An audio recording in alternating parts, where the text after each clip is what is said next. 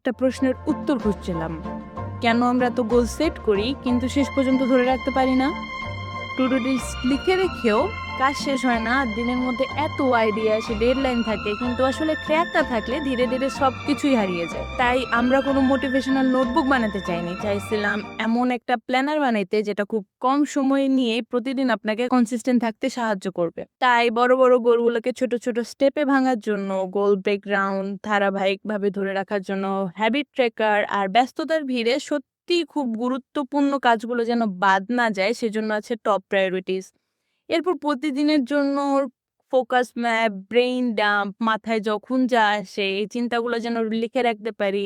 এছাড়াও prayer tracker, workout, self care, expense tracking, reflections আর gratitude. কারণ একটা ভালো দিন শুধু প্রোডাক্টিভ হলেই হয় না, ব্যালেন্সও হতে হয়।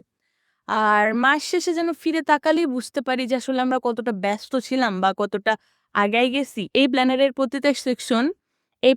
প্রতিটা সেকশন একটা বাস্তব সমস্যার কথা ভেবেই ডিজাইন করা হয়েছে।